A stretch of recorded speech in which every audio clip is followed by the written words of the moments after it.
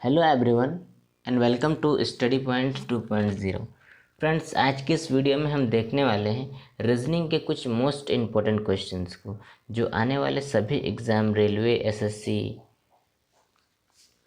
Banking, सभी exam में इस तरह के क्वेश्चन पूछे जाते हैं। तो सभी क्वेश्चन प्रीवियस ईयर में पूछे हुए क्वेश्चंस को ही सेलेक्ट किया गया है। तो वीडियो को पूरा ज़रूर देखिएगा और वीडियो अच्छा लगे तो वीडियो को लाइक ज़रूर कीजिएगा। तो चलते हैं बिना टाइम वेस्ट किए फर्स्ट क्वेश्चन पे चलते हैं। आज का पहला क्वेश्चन देख लेते हैं। तो पहला क्वेश्चन जो है वो है वेन डायग्राम से।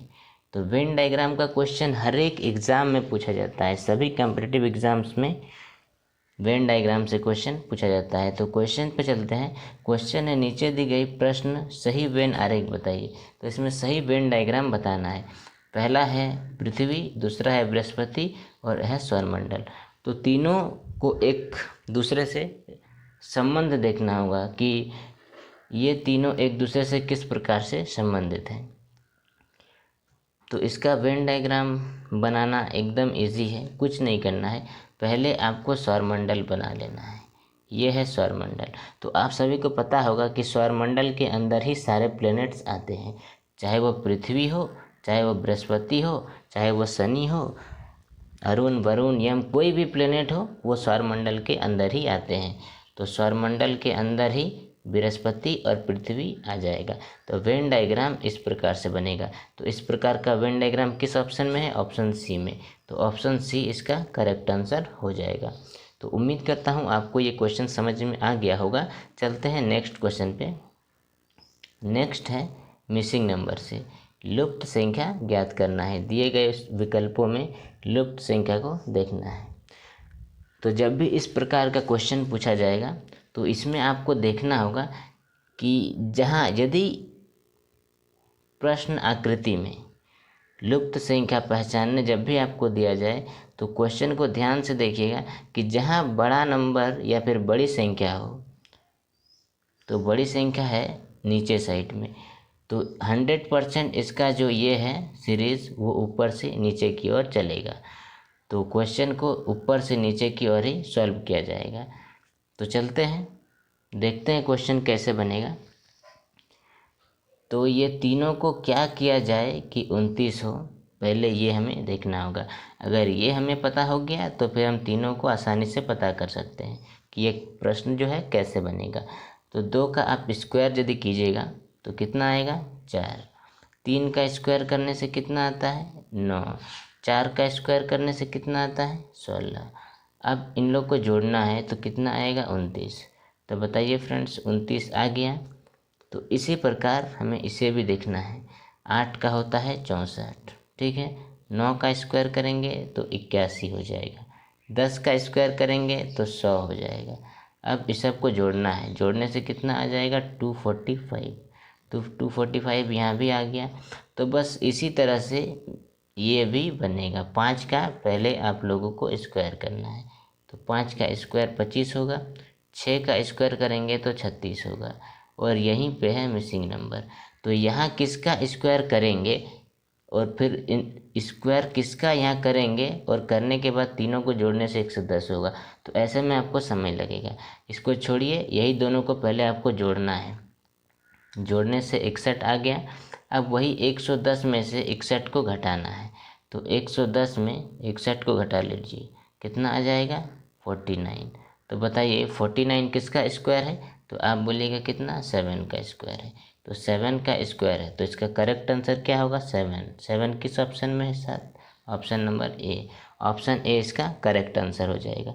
तो उम्मीद करता हूँ ये क्वेश्चन आपको समझ में आ गया होगा। ऐसे क्वेश्चन हर एक एग्ज़ाम में पूछे जाते हैं। मिसिंग नंबर सभी एग्ज़ाम में क्वेश्चन पूछे जाते हैं। तो चलते हैं नेक्स्ट क्वेश्चन पे, बढ़ते हैं अगले क्वेश्चन पे।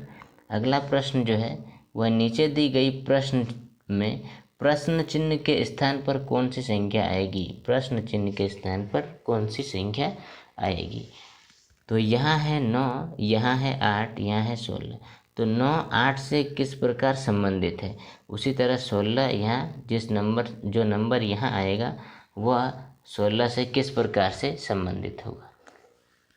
तो इसको तो बाद में देखा जाता है, पहले इसको देखा जाता है। पहले यहाँ का रिलेशन अगर हम लोग को पता चल जाता है तो हम यहाँ का भी रिलेशन आसानी से प्राप्त कर सकते हैं।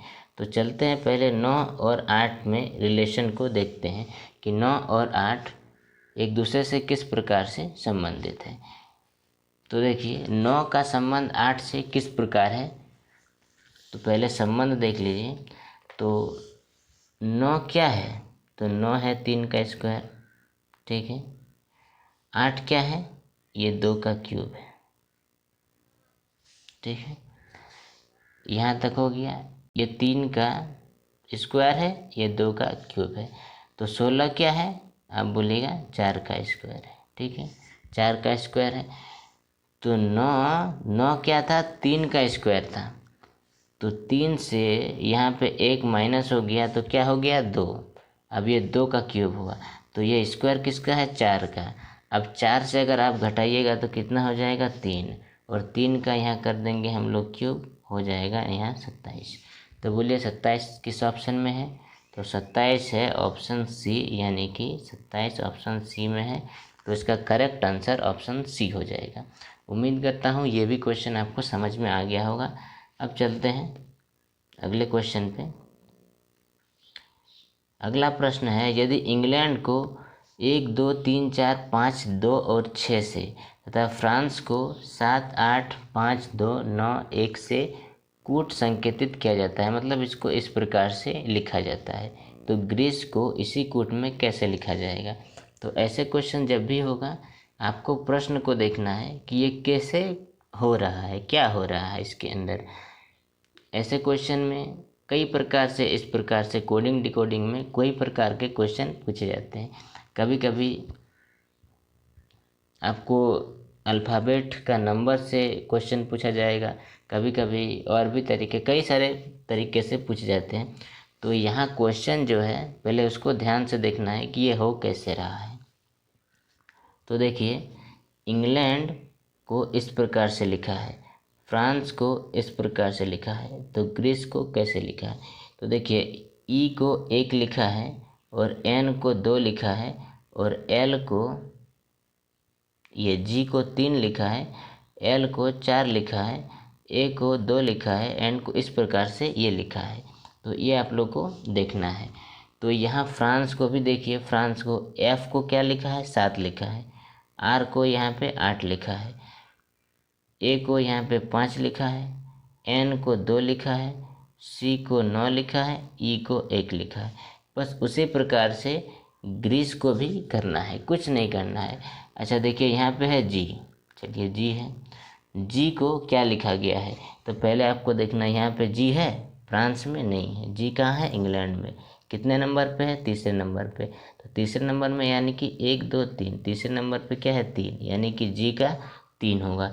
तो यानी कि ऑप्शन डी तो होगा नहीं, ठीक है। इसके बाद क्या है, आर। आर तो यहाँ है नहीं, कहाँ है, फ्रांस में। तो आर का कोड क्या है, आर का कोड है 8, ठीक है, यहाँ पे 8 हो जाएगा। तो ये भी होगा नहीं, सी ऑप्शन कट गया। उसके बाद है डबल ई।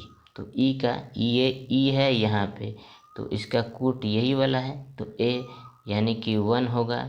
ई यहाँ पे 2 ई है, यानी कि 2 1 होगा। 2 1 किस में है, यहाँ तो एक ही 1 है, तो ये भी होगा नहीं, यानी कि करेक्ट आंसर क्या हो जाएगा, ए। इस क्वेश्चन का करेक्ट आंसर ए हो जाएगा। तो कोडिंग डिकोडिंग का क्वेश्चन था। ऐसे क्वेश्चन हर एक एग्ज़ाम में 2 से 3 जरूर पूछे जाते हैं। तो उम्मीद करता हूँ ये क्वेश्चन भी आपको समझ में आ गया होगा। चलते हैं अब लास्ट क्वेश्चन पे।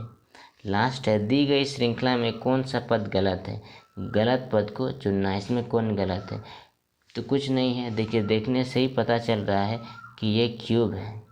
3 का क्यूब 27 है, 4 का क्यूब 64 है, 5 का क्यूब 125 है, 6 का क्यूब 216 है, और अगर 7 का क्यूब और 8 का क्यूब ये है, 8 का क्यूब 512 है, और 7 का क्यूब जो होता है वो होता है 334 यहाँ है, और 7 का क्यूब 334 होता है, नहीं होता है। यहाँ 7 का क्यूब में 334 नहीं होता है, तो यही गलत है, यही है। 3 का क्यूब 27 होता है, 4 का 64, 5 का 125, 6 का 216, 7 का 334 नहीं होता है, 8 का 512 होता है। तो 7 का क्यूब में ही गलती है। यहाँ 7 का क्यूब अगर ये सही होता तो फिर ये सब सही होता, लेकिन हम लोग को गलत पद ही ज्ञात करना, तो यही गलत है। 7 का क्यूब 334 नहीं होता है। तो करेक्ट आंसर हो जाएगा कितना? 334। 334 इसका करेक्ट आंसर हो जाएगा। तो उम्मीद करता हूँ ये क्वेश्चन आप लोगों को समझ में आ गया होगा। तो फ्रेंड्स, आज के वीडियो में बस इतना ही। वीडियो अच्छा लगा हो तो वीडियो को लाइक ज़रूर कीजिएगा, और चैनल में नए हैं तो चैनल को सब्सक्राइब जरूर कीजिएगा। आज के लिए इतना ही, मिलते हैं नेक्स्ट वीडियो में। तब तक के लिए धन्यवाद।